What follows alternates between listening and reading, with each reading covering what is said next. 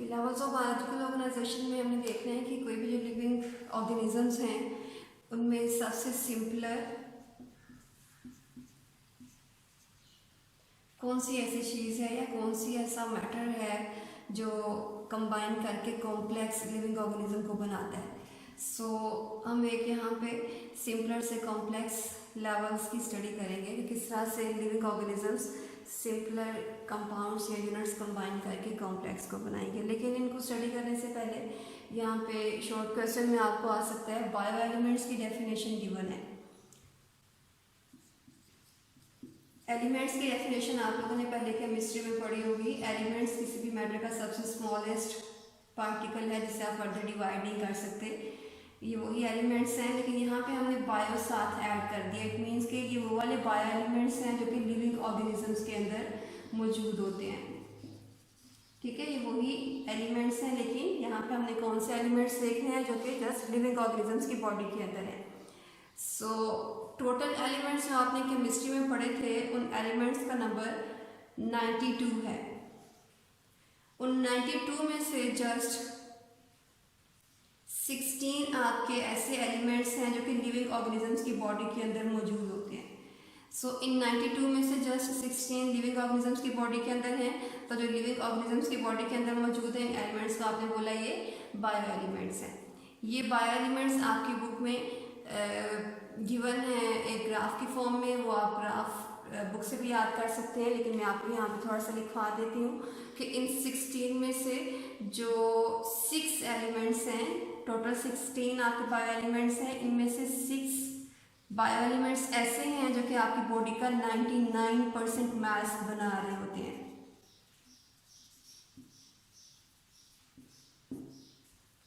ठीक है, और रिमेनिंग जो 1% है वो 10 बायो एलिमेंट्स हैं। ये 1% आपका रिमेनिंग जो बायो एलिमेंट्स हैं वो बना रहे हैं। टोटल आपके 16 बायो एलिमेंट्स हैं। बायो एलिमेंट्स क्या है? ऐसे एलिमेंट्स जो कि लिविंग ऑर्गेनिजम्स की बॉडी के अंदर है। एलिमेंट्स वही एलिमेंट्स की डेफिनेशन है जो कि आपने केमिस्ट्री में पहले पढ़ी थी मैट्रिक में, कि वो सिंपलर ऐसा यूनिट है मैटर का जिसे आप फर्दर डिवाइड नहीं कर सकते हो। लेकिन वही एलिमेंट्स अगर लिविंग ऑर्गेनिजम्स की बॉडी के अंदर हैं तो इन एलिमेंट्स को आपने बायो एलिमेंट्स कह दिया। टोटल एलिमेंट्स आपने 92 पहले नेचुरल जो मौजूद हैं वो पढ़े हुए हैं, नेचुरली जो एग्जिस्ट करते हैं वो 92 हैं। इन 92 में से 16 ऐसे एलिमेंट्स हैं जो कि जस्ट लिविंग ऑर्गेनिजम्स की बॉडी के अंदर है। 99% जो मास बॉडी का बना रहे हैं वो आपके 6 एलिमेंट्स हैं। ये परसेंटेजेस आपने याद करनी है बुक से, बिकॉज ये आपको शॉर्ट क्वेश्चन में आ जाती हैं।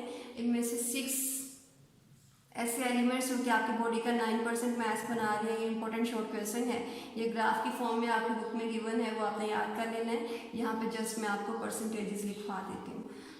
ऑक्सीजन की परसेंटेज ये 6 में आपको ऐसे एलिमेंट्स लिखवा रही हूँ जिनका मास बॉडी का 99% आपकी बॉडी का मास बना रहे हैं। इनमें से ऑक्सीजन 65% आपकी बॉडी का मास बनाती है।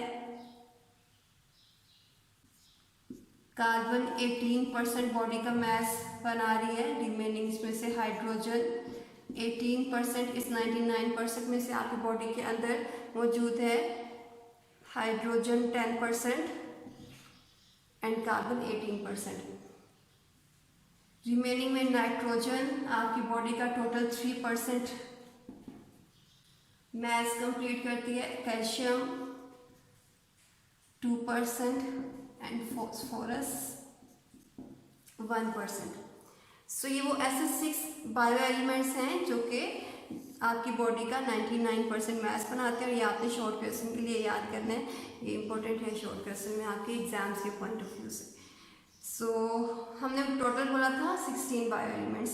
10 जो आपके नीचे ग्राफ की फॉर्म में बुक में गिवन होगा, ये ग्राफ के नीचे इनकी परसेंटेजेस पॉइंट्स के अंदर गिवन है। बहुत कम अमाउंट में आपकी बॉडी के अंदर हैं, ट्रेसेस अमाउंट में भी हैं, तो आपने उनको याद करना है। ये आपको MCQs में और शॉर्ट क्वेश्चन में ये परसेंटेजेस लास्ट में आती हैं और कोई एक आपका MCQ या शॉर्ट क्वेश्चन इसमें से बन सकता है। ओके, अब हम अपनी बायो एलिमेंट्स के शॉर्ट क्वेश्चन के बाद लेवल्स को स्टार्ट करते हैं। और इन लेवल्स में से सबसे फर्स्ट जो लेवल है आपके बुक के अकॉर्डिंग ये चलते हैं उनके सीक्वेंस को लेके। सबसे फर्स्ट जो सीक्वेंस में हम यूज़ करेंगे वो है सब एटॉमिक एंड एटॉमिक लेवल।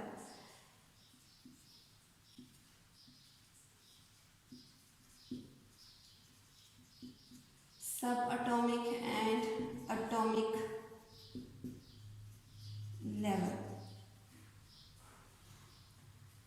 हम यहाँ पे सबसे सिंपलर चीज़ या सबसे स्मॉलर चीज़ जो कि लिविंग ऑर्गेनिजम्स को बना रही है उससे कॉम्प्लेक्स की तरफ जा रहे हैं।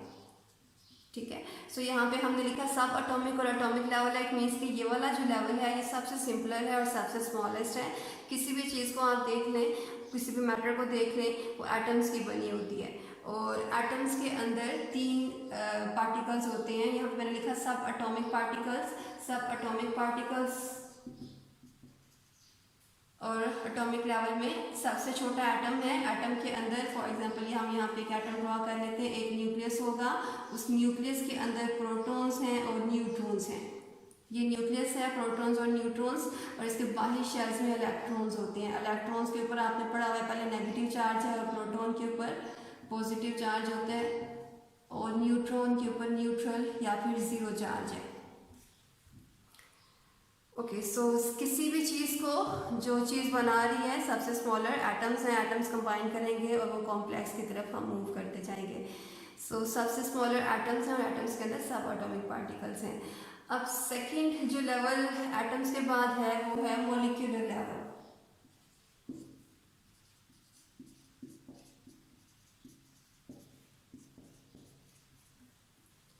मॉलिक्यूलर लेवल में हम क्या देखेंगे कि फर्स्ट जो हमने सबसे सिंपलर एटम्स का देखा कि कोई भी मैटर जो है वो एटम्स का बना हुआ है। ये एटम्स आप कंबाइन करेंगे और कंबाइन करने के बाद मॉलिक्यूल का बनाएंगे। फॉर एग्जांपल यहाँ पे मैं लिख देती हूँ हाइड्रोजन एंड क्लोरीन, ये दोनों कंबाइन करके एक बड़ा कंपाउंड बना रहे हैं, HCl गैस बना रहे हैं। ओके, अब यहाँ पे HCl गैस तो बन रही है। एक और एग्जांपल ले लेते हैं सोडियम एंड क्लोरीन, ये दोनों कंबाइन करके सोडियम क्लोराइड बना रहे हैं। मॉलिक्यूलर लेवल में हमने मॉलिक्यूल्स की सिंथेसिस पढ़नी है। फर्स्ट वाला जो लेवल है किसी भी लिविंग ऑर्गेनिज्म को बना रहा है वो एटम्स हैं, एटम्स कंबाइन करके मॉलिक्यूल्स बनाएंगे। यहाँ पे हमने एक मॉलिक्यूल बनाया HCl और सोडियम क्लोराइड, और एटम्स कौन से हैं इसमें से hydrogen and chlorine, sodium and chlorine. यहाँ पे hydrogen and chlorine and sodium and chloride combine करके दोनों ने एक बड़ा मॉलिक्यूल बना दिया। सो मॉलिक्यूल के साइज के बेस पे हमारे पास 2 तरह के मॉलिक्यूल्स हैं। हमने बोला कि एटम्स के कंबाइन करने से मॉलिक्यूल्स बन रहे हैं। जैसे हमने यहाँ पे हाइड्रोजन एटम और क्लोरीन एटम को कंबाइन करके HCl का एक मॉलिक्यूल बनाया, सोडियम एटम को कंबाइन करके और क्लोरीन को कंबाइन करके सोडियम क्लोराइड को बनाया। सो अब अगर एटम्स के कंबाइन करने से एक बड़ा हमारे पास लेवल आ रहा है, जैसे आप मॉलिक्यूल बोल रहे हैं, तो ये मॉलिक्यूल्स बेटे हमारे पास 2 टाइप्स के होते हैं। First one is micromolecule and second is macromolecule।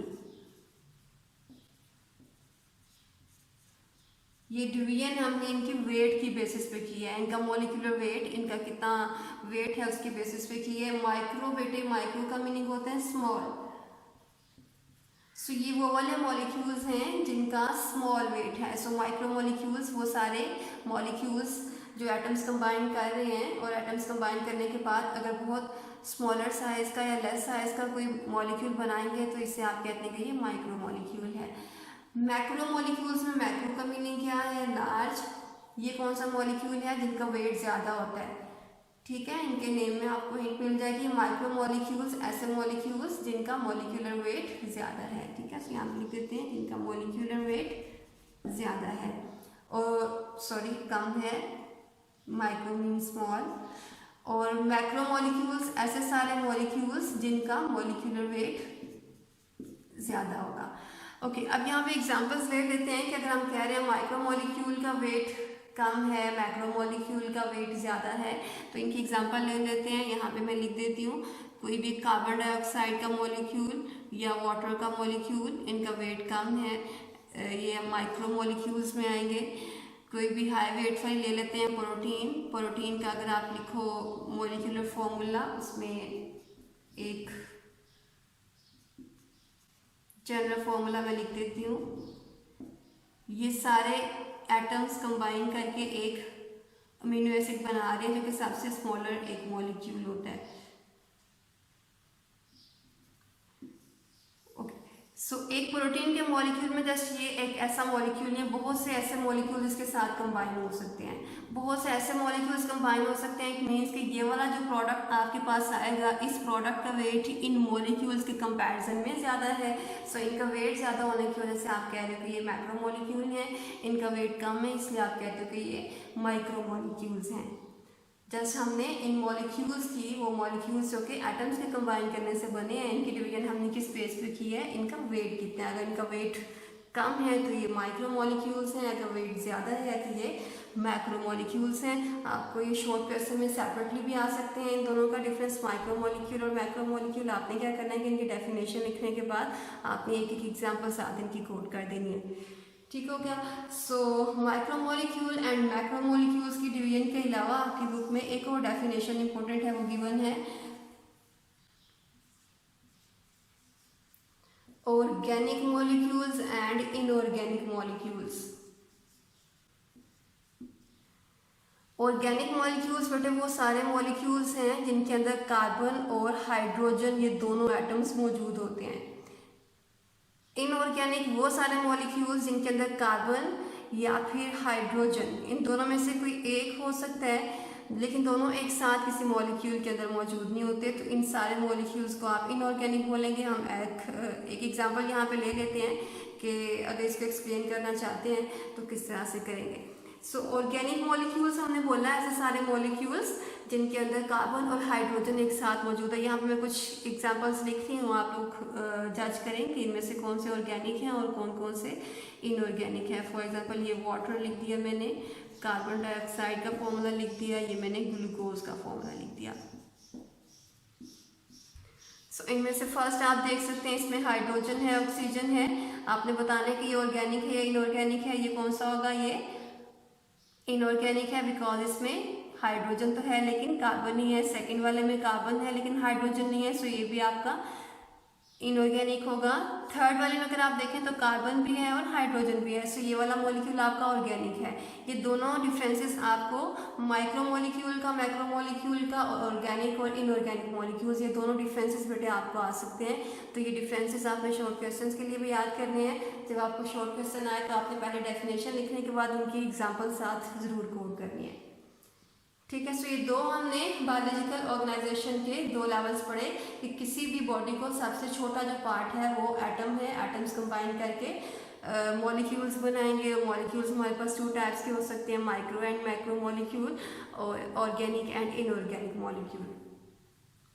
अब यहाँ पे एक छोटा सा क्वेश्चन है कि यहाँ पे अगर मॉलिक्यूल्स बन रहे हैं एटम्स के कंबाइन करने से, तो एटम्स के कंबाइन करने से जो मॉलिक्यूल्स बन रहे हैं वो किस तरह से कंबाइन करते हैं, वो केमिस्ट्री का एक छोटा सा टॉपिक है। बिकॉज आपके इस पैराग्राफ के अंदर वो टर्म यूज़ की हुई है, तो इसलिए ये टर्म मैं आपको बता देती हूँ कि आयोनिक बॉन्डिंग और कोवेलेंट बॉन्डिंग, ये दो बॉन्डिंग्स हैं जिनमें एटम्स यूज़ करेंगे और एटम्स मॉलिक्यूल्स के अंदर कन्वर्ट हो जाएंगे। बिकॉज ये इस पैराग्राफ के अंदर यूज़ हुआ है, तो इसलिए मैं आपको यहाँ पे वो एक्सप्लेन कर देती हूँ। ओके, जब भी किसी एटम ने कंबाइन करके मॉलिक्यूल को बनाना है, तो मॉलिक्यूल्स दो तरह की बॉन्डिंग्स और भी बॉन्डिंग्स हैं, लेकिन आपकी इस पैराग्राफ में जस्ट 2 ही हैं, तो हम यहाँ पे 2 ही टाइम को देखते हुए डिस्कस करेंगे, बाकी अभी नहीं करेंगे। दो तरह की बॉन्डिंग्स हैं, आयोनिक बॉन्डिंग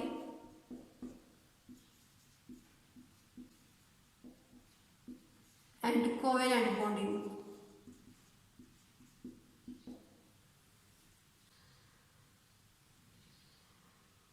बॉन्डिंग्स ये दोनों कोई भी एटम यूज़ करेगा मॉलिक्यूल में खुद को कन्वर्ट करने के लिए।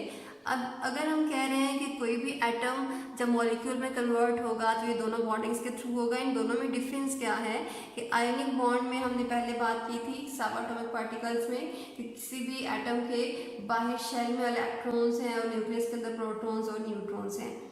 कोई भी एटम खुद को किसी के साथ बॉन्ड क्यों बनाता है, कंबाइन क्यों करता है, बिकॉज वो खुद को स्टेबल करना चाहता है। ठीक है, बॉन्डिंग क्यों कर रहा है, वो स्टेबिलिटी के लिए, खुद को स्टेबल करने के लिए। बिकॉज हर इंसान या हर हमारे इन्वायरमेंट के अंदर जितनी भी चीज़ें हैं वो खुद को स्टेबल करना चाहती हैं। तो एटम्स खुद को स्टेबल किस तरह से करते हैं, एटम्स खुद को स्टेबल करने के लिए दो तरह के प्रोसीजर्स यूज़ कर सकते हैं। एक को आप कहते हो ये डुप्लेट रूल है, और सेकंड को आप कहते हो ये ऑक्टेट रूल है। अब ये डुप्लेट रूल और ऑक्टेट रूल में डिफरेंस क्या है, यहाँ पे मैं एक एटम ड्रॉ कर लेती हूँ। ये आपका सेंटर में एक न्यूक्लियस और सराउंडिंग में ये एक शेल है। न्यूक्लियस में आपको पता है कौन कौन सी दो चीज़ें हैं, प्रोटॉन और न्यूट्रॉन्स। ओके, और ये बाहर आपके इलेक्ट्रॉन्स हैं। डुप्लेट रूल और ऑक्टेट रूल, हमने बोला ये दोनों रूल्स किसके लिए वो यूज़ कर रहा है, खुद को स्टेबल करने के लिए। स्टेबल में डुप्लेट और ऑक्टेट का मीनिंग क्या है? डुप्लेट मीन्स कि सबसे जो आउटर मोस्ट शेल है इस एटम का, अपने बाहर वाले शेल के अंदर ये जस्ट 2 इलेक्ट्रॉन्स को रखेगा। अगर ये 2 इलेक्ट्रॉन्स को रखेगा तो ये डुप्लेट रूल को फॉलो कर रहा है। अगर ये खुद को स्टेबल करने के लिए बाहर वाले शेल के अंदर 8 इलेक्ट्रॉन्स रख रहा है तो ये आपका ऑक्टेट रूल है। ओके, सो बॉन्डिंग को क्यों कर रहा है? खुद को स्टेबल करने के लिए। स्टेबल क्यों, किस तरह से करते हैं? डुप्लेट रूल के थ्रू या ऑक्टेट रूल के थ्रू। डुप्लेट रूल क्या कहता है कि बाहर वाले शेल में 2 इलेक्ट्रॉन्स होने चाहिए, और ऑक्टेट रूल क्या कहता है कि बाहर वाले शेल में 8 इलेक्ट्रॉन्स होने चाहिए। ओके, अब अगर 2 इलेक्ट्रॉन्स और 8 इलेक्ट्रॉन्स उससे गेन करने हैं तो यहाँ पे हम एग्जांपल ले लेते हैं सोडियम और क्लोरीन की। सोडियम का इलेक्ट्रॉन नंबर बेटे आपने पहले पढ़ा होगा 11 होते हैं। इसके इलेक्ट्रॉनिक कन्फिग्रेशन हम लिख लेते हैं 1s2 2s2 2p6 and 3s1।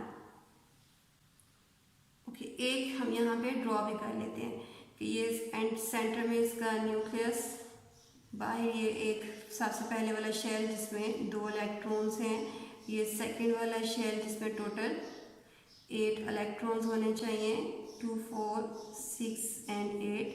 और ये सबसे आउटर मोस्ट इसका शेल है, और इस शेल के अंदर टोटल कितने इलेक्ट्रॉन्स हैं? थर्ड वाला देखें यहाँ पे 1 है।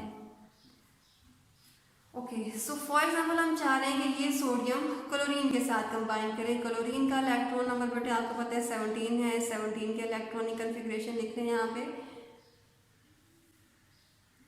1s2 2s2 2p6 3s2 3p5। Okay, सो इसके आउटर मोस्ट शेल में 7 इलेक्ट्रॉन्स हैं, इसके आउटर मोस्ट शेल में 1 इलेक्ट्रॉन है। हमने यहाँ पे पढ़ा कि एटम को खुद को स्टेबल करना होता है। स्टेबल करने के लिए वो खुद को किसी के साथ कंबाइन करेगा, बॉन्ड बनाएगा, और बॉन्ड बनाने के लिए या वो डुप्लेट रूल को फॉलो करेगा या फिर वो ऑक्टेट रूल को फॉलो करेगा। अब यहाँ पे मुझे बताएं इसके पास 7 इलेक्ट्रॉन्स हैं सबसे आउटर मोस्ट शेल में, और इसके पास जस्ट 1 इलेक्ट्रॉन है। अब इसको 1 इलेक्ट्रॉन चाहिए और इसको 1 इलेक्ट्रॉन, ये 1 इलेक्ट्रॉन गेन करेगा डुप्लेट रूल को फॉलो करने के लिए, और ये 1 इलेक्ट्रॉन को फॉलो करेगा ऑक्टेट रूल को फॉलो करने के लिए। सो यहाँ पे क्लोरीन के लिए ज़्यादा इजी है कि वो 7 इलेक्ट्रॉन्स को डोनेट करने के बजाय 1 इलेक्ट्रॉन को गेन कर ले। सो सोडियम एंड क्लोरीन जब भी कंबाइन करेंगे, सोडियम क्लोरीन को अपना 1 इलेक्ट्रॉन दे देगा। अब देखें यहाँ पे इससे 1 इलेक्ट्रॉन इसको डोनेट कर दिया, आउटर मोस्ट शेल इसका खत्म हो जाएगा। ओके, सो इससे 1 इलेक्ट्रॉन इसको डोनेट कर दिया, यहाँ पे 3p6 हो जाएगा, टोटल इलेक्ट्रॉन्स 8 हो जाएंगे। 8 इलेक्ट्रॉन्स इससे ले लिए, इट मीन्स कि यहाँ पे इसने कौन सा रूल फॉलो किया? Octet rule. और इससे 1 इलेक्ट्रॉन डोनेट करके इसके आउटर मोस्ट शेल में अब कितने हो जाएंगे? 1 डोनेट करने के बाद अब इसके आउटर मोस्ट शेल में इसके भी 8 हो गए। दोनों ने ऑक्टेट रूल को फॉलो करते हुए खुद को स्टेबल किया है। लेकिन इन दोनों के केसेस में इसने क्या किया कि एक ने इलेक्ट्रॉन डोनेट किया है। डोनेट किसने किया है? सोडियम ने। इसे आप डोनर बोलोगे, और या किससे हैं? क्लोरीन ने। और क्लोरीन को आप एक्सेप्टर बोलेंगे।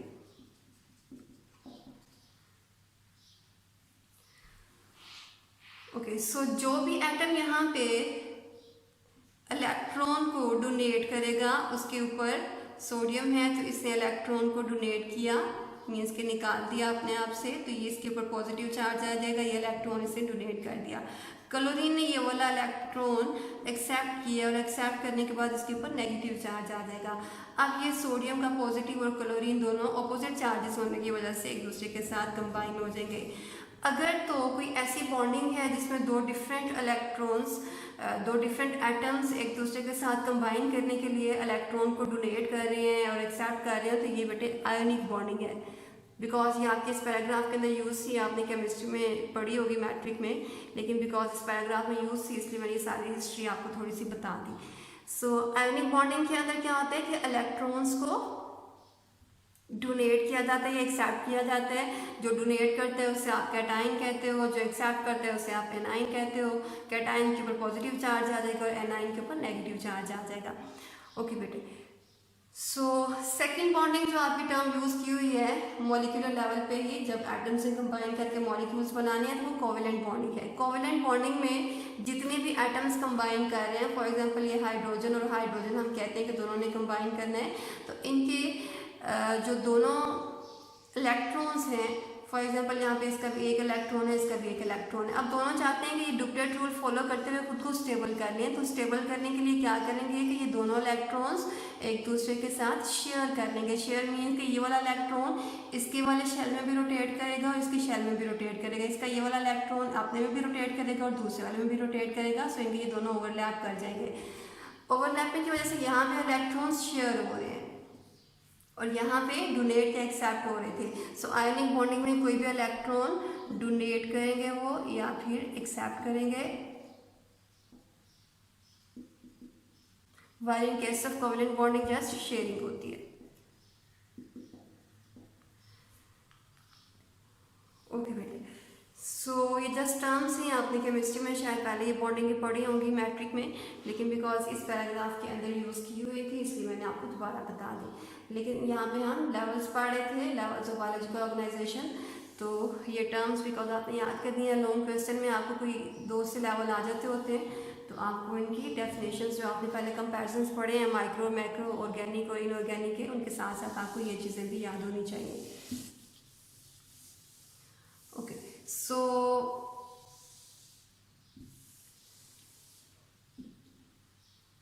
मॉलिक्यूलर लेवल के बाद बेटे थर्ड जो आपका लेवल है वो है organelles and sales.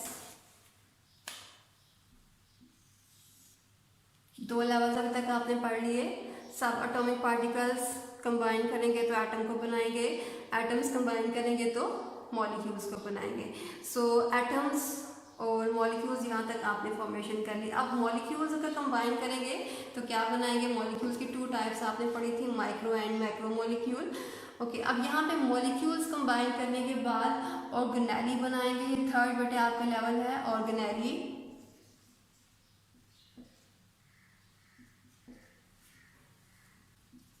And cell. Okay, सो किसी भी लिविंग ऑर्गेनिज्म की बॉडी सेल की बनी हुई है। सेल यहाँ पे हम एक ड्रॉ कर लेते हैं। जितने भी आपके लेवल्स हैं वो स्मॉलर साइज से एक लार्ज और कॉम्प्लेक्स साइज की तरफ जा रहे हैं। हमने यहाँ पे सबसे पहले स्मॉलर पार्टिकल्स स्मॉलर लेवल के पढ़ लिए हैं। अब ये लार्जर या फिर कॉम्प्लेक्स साइड पे आप मूव कर रहे हो, तो हर एक जो नया आने वाला लेवल है वो पिछले वाले लेवल के कंबाइन करने से मिलकर बनेगा। जिस तरह से मॉलिक्यूल्स एटम्स के कंबाइन करने से बने हैं, इसी तरह से ऑर्गेनेलिस मॉलिक्यूल्स के कंबाइन करने से बनेंगे। सो यहाँ पे आप लिखोगे कि माइक्रो एंड मैक्रो मॉलिक्यूल्स, ये दोनों कंबाइन करके क्या बनाएंगे? ऑर्गेनेलिस। और ऑर्गेनेलिस कंबाइन करके क्या बनाएंगे? सेल को। ओके, अब यहाँ पे जितने भी बेटे आपके ऑर्गेनेलिस हैं वो ऑर्गेनेलिस अपने फंक्शन के लिए स्पेसिफिक होते हैं, उनका हर एक का फंक्शन स्पेसिफिक है। फॉर एग्जांपल हम कह रहे हैं कि माइक्रो एंड मैक्रो मॉलिक्यूल्स ने कंबाइन करके राइबोसोम्स को बनाया है, तो ये राइबोसोम्स अपने फंक्शंस में स्पेसिफिक हैं। इट मीन्स कि ये जस्ट प्रोटीन को सिंथेसाइज करेंगे। ओके, सो इसके अलावा अगर हम कह रहे हैं कि माइक्रो एंड मैक्रो मॉलिक्यूल्स ने कंबाइन करके माइटोकॉन्ड्रिया को बनाया है, तो माइटोकॉन्ड्रिया रेस्पिरेशन करेगा।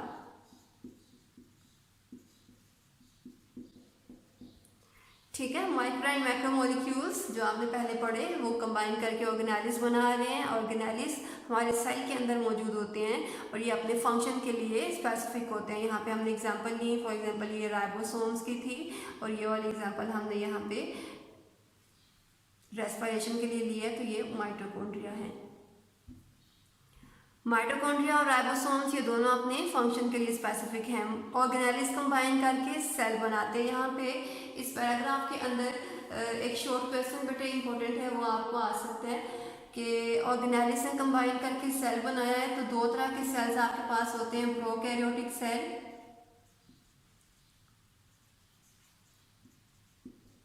And eukaryotic cell.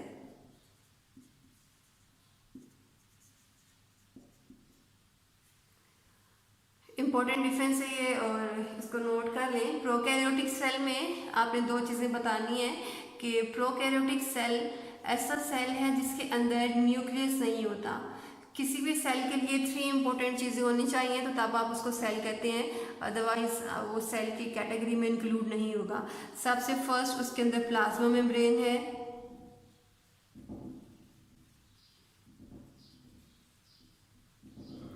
सेकंड उसमें साइटोप्लाज्म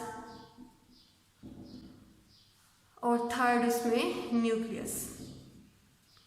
ये 3 इंपॉर्टेंट चीज़ें उसके अंदर होनी चाहिए। जो ऑर्गेनेलिज हैं वो उसके बाद आ जाते हैं। ओके, सो अगर ये 3 चीज़ें किसी भी सेल के अंदर हैं तो आप इसे कहते हैं कि ये एक सेल की कैटेगरी में इंक्लूड है। प्रोकैरियोटिक सेल और यूकैरियोटिक सेल में डिफरेंस क्या होगा? जब भी आपको ये डिफरेंस आए आपने क्या करना है कि प्रोकैरियोटिक सेल के लिए 2 चीज़ें लिखनी है कि ये प्रोकैरियोटिक सेल्स ऐसे सेल्स हैं जिनके अंदर डिफाइंड न्यूक्लियस नहीं होता। ठीक है, डिफाइंड या फिर प्रॉपर न्यूक्लियस नहीं है, न्यूक्लियस इज एब्सेंट। ये प्रोकैरियोटिक सेल का आपने फर्स्ट लिखना है कि प्रोकैरियोटिक सेल में डिफाइंड या फिर प्रॉपर न्यूक्लियस एब्सेंट है। सेकंड आपने क्या करना है कि आपने लिखना है इनके अंदर मेम्ब्रेन बाउंडेड ऑर्गेनेलिस भी नहीं होते, मेम्ब्रेन बाउंडेड ऑर्गेनेलिस नहीं होते हैं।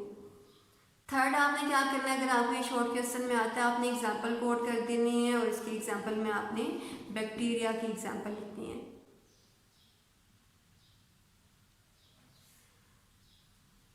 ओके, सो यूकैरियोटिक सेल और प्रोकैरियोटिक सेल में अगर आपको डिफरेंस आ गया तो जो चीज़ें बेटे आपने प्रोकैरियोटिक सेल में लिखी हैं आपने उससे ऑपोजिट यूकैरियोटिक सेल के अंदर लिख देनी है।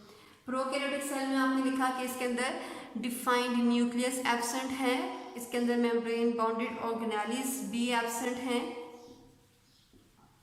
तो आपने इससे ऑपोजिट लिखना है। इट मीन्स कि आपने क्या लिखना है कि यूकैरियोटिक सेल के अंदर डिफाइंड और प्रॉपर न्यूक्लियस प्रेजेंट है। ये फर्स्ट वाले का प्रेजेंट है न्यूक्लियस वाला जो हमने पहले प्रोकैरियोटिक में लिखा। सेकंड, इनमें मेम्ब्रेन बाउंडेड ऑर्गेनेलिस भी प्रेजेंट हैं। ठीक है, इनमें डिफाइंड या फिर प्रॉपर न्यूक्लियस एब्सेंट है, मेम्ब्रेन बाउंडेड और एब्सेंट है। इसके अलावा यूकैरियोटिक में आपने इससे ऑपोजिट लिखना है कि इसके अंदर न्यूक्लियस भी है और इसके अंदर मेम्ब्रेन बाउंडेड ऑर्गेनेलिस भी है। अब ये मेम्ब्रेन बाउंडेड ऑर्गेनेलिस का मीनिंग क्या है कि अगर ये राइबोसोम्स है या माइटोकॉन्ड्रिया है, ये माइटोकॉन्ड्रिया है तो माइटोकॉन्ड्रिया के बाहर एक सेपरेट मेम्ब्रेन मौजूद है और ये मौजूद किसके अंदर है? यूकैरियोटिक सेल के अंदर। प्रोकैरियोटिक सेल के अंदर जितने भी ऑर्गेनेलिस होंगे उन्हें एक एक्स्ट्रा मेम्ब्रेन ने रैप नहीं किया होगा। सेल के चैप्टर में इंशाल्लाह डिटेल के साथ की सारी चीज़ें दोबारा देखेंगे, बिकॉज ये इंट्रोडक्शन का है तो यहाँ पे बहुत ब्रीफ से सारी चीज़ें बताई हुई हैं। थर्ड आपने सिमिलरली प्रोकैरियोटिक सेल की तरह ही यहाँ पे एग्जाम्पल को कोड करनी है और एग्जाम्पल आपने कोई भी एनिमल या फिर प्लांट सेल की कोड कर देनी है। ओके, सो ये आपका थर्ड लेवल था बायोलॉजिकल ऑर्गेनाइजेशन का। सबसे फर्स्ट आपने पढ़ा कि सब एटॉमिक या फिर एटॉमिक लेवल, फिर उसके बाद आपने मॉलिक्यूलर लेवल और थर्ड आपने ऑर्गेनेली एंड सेल देखा।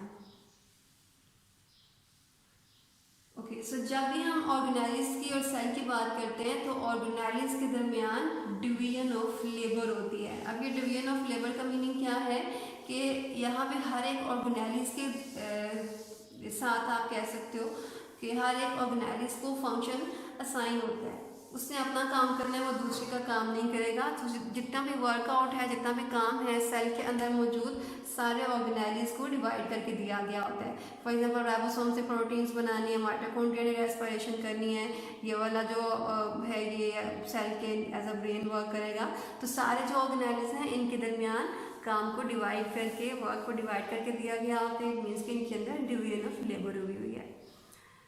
Okay, so organelle and cell के बाद fourth level is tissue level.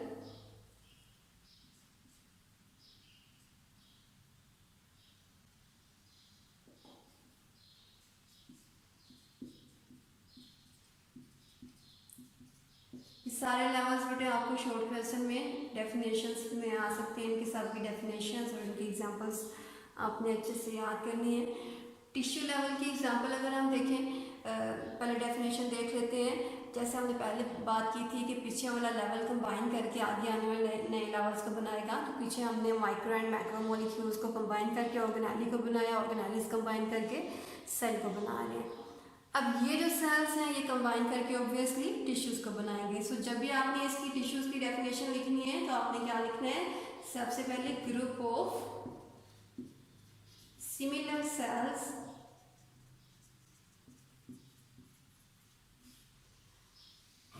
ठीक है। पीछे वाला जो लेवल था आपका था वो सेल्स हैं, तो सेल्स का ये ग्रुप है जो कंबाइन करेगा और कंबाइन करने के बाद सिमिलर फंक्शन परफॉर्म कर रहा होगा बॉडी के अंदर।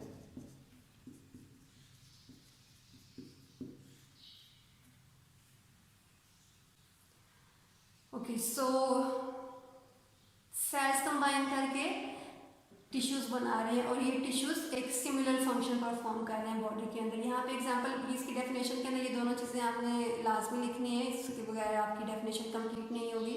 So group of similar sales हैं जो कि कंबाइन करके सिमिलर फंक्शन परफॉर्म कर रहे हैं। इसके एग्जांपल ले लेते हैं, एक प्लांट के ले लेते हैं और एक एनिमल्स के ले लेते हैं। जो जो टर्म्स आपकी इस पैराग्राफ में यूज हुई हैं बुक में वो भी मैं ट्राई करती हूँ कि साथ साथ बता दूँ। सबसे फर्स्ट एग्जांपल बेटे मसल टिश्यू की है और टिश्यूज की डेफिनेशन अब आपको पता चल गई है कि ये एक सेल्स का ग्रुप है जो कंबाइन करके सिमिलर फंक्शन परफॉर्म कर रहा होगा। इट मीन्स कि मसल टिश्यूज के अंदर सिमिलर सेल्स कंबाइन किए हुए हैं और ये सिमिलर सेल्स कंबाइन करके कौन सा फंक्शन परफॉर्म कर रहे हैं, कॉन्ट्रैक्शन और रिलैक्सेशन का। कॉन्ट्रैक्शन मीन्स कि ये अपना साइज कम कर रहे हैं और कम करने के बाद और रिलैक्स करने के बाद ये हमारे किसी भी बॉडी के पार्ट के मूवमेंट को शो कर रहे हैं। फॉर एग्जांपल हम आर्म को मूव करवाना चाहते हैं तो इसमें मसल्स के टिश्यूज़ हैं। मसल्स के टिश्यूज़ हैं मीन्स कि यहाँ पे ऐसे सेल्स का ग्रुप है जो मिल के ये मूवमेंट करवा रहे हैं। तो जितने भी सेल्स का ग्रुप मिल के मूवमेंट करवा रहा होगा उस ग्रुप को आपने क्या कह देना कि ये मसल्स टिश्यू हैं। ठीक है, टिश्यूज तो आपको पता है कि ये सेल्स का ग्रुप है जो कि सिमिलर फंक्शन परफॉर्म करेगा। लेकिन मसल टिश्यूज कौन से टिश्यूज हैं जो कौन सा काम कर रहे हैं, जो कौन सा फंक्शन कर रहे हैं, मूवमेंट का। एक एग्जांपल हम प्लांट की ले लेते हैं, xylem cells, xylem tissues and phloem tissues.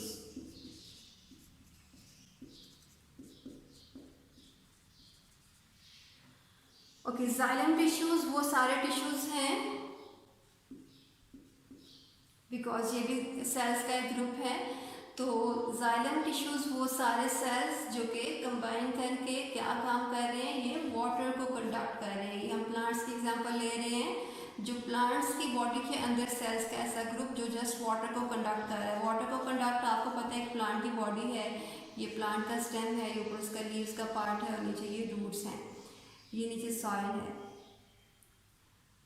Water आपको पता है सॉइल के अंदर होगा, तो रूट्स ने वाटर को एब्जॉर्ब किया। एब्जॉर्ब करने के बाद जो रूट्स के अंदर जाइलम टिश्यूज होंगे वो वाटर एब्जॉर्ब करेंगे, वो स्टेम के थ्रू होते हुए जाइलम टिश्यूज लीव्स के पार्ट्स को वाटर ट्रांसपोर्ट कर देंगे। इट मीन्स कि सॉइल से एरियल पार्ट्स की तरफ वो पार्ट्स जो कि एयर के अंदर हैं वहाँ तक वाटर को ट्रांसफर करने के लिए कौन से टिश्यूज हेल्प आउट कर रहे हैं, जाइलम टिश्यूज। जाइलम के सेल्स हैं ग्रुप की फॉर्म में और क्या काम कर रहे हैं, वाटर को कंडक्ट कर रहे हैं। कंडक्ट कहाँ से कर रहे हैं, सॉइल से एब्जॉर्ब करने के बाद उसके एरियल पार्ट्स को दे रहे हैं। फ्लोएम टिश्यूज प्लांट की बॉडी के अंदर लीव्स फूड को सेंथिसाइज करवाते हैं। तो लीव्स जो है फूड सेंथिसाइज करवाने के बाद बाकी सारे पार्ट्स को, स्टेम को, रूट्स को, फूड को ट्रांसफर करवा रहे हैं। सो ऐसे सारे सेल्स जो कि सॉइल से वाटर को एब्जॉर्ब करने के बाद बाकी सारे पार्ट्स को दे रहे हैं प्लांट की बॉडी के अंदर, वो जाइलम टिश्यूज हैं। और जो वाटर के अलावा जो फूड है, फूड को कंडक्ट करने के लिए जो लीव्स के अंदर सिंथेसाइज हुई है, लीव्स के पार्ट से बाकी सारे पार्ट्स को ट्रांसफर करने के लिए जो टिश्यूज़ मौजूद हैं वो आपके फ्लोएम टिश्यूज़ होते हैं। ठीक हो गया।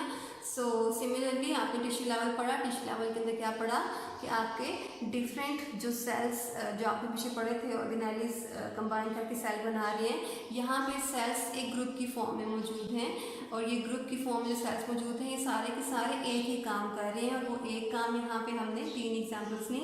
अगर यहाँ हम कह रहे हैं कि बहुत से सेल्स मिलकर मसल्स को बना रहे हैं तो कौन सा काम कर रहे हैं मूवमेंट का, बहुत से सेल्स मिलकर अगर वो वाटर कंडक्ट कर रहे हैं तो वो जाइलम टिश्यूज़ हैं, अगर वो फूड को कंडक्ट कर रहे हैं तो ये फ्लोएम टिश्यूज़ हैं। ठीक हो गया। सो सिमिलर सेल्स हैं जो कि कंबाइन करके एक सिमिलर फंक्शन परफॉर्म करेंगे, वो प्लांट्स में हो सकते हैं, वो एनिमल्स में हो सकते हैं। ये एग्जांपल्स हमने यहाँ पे ली।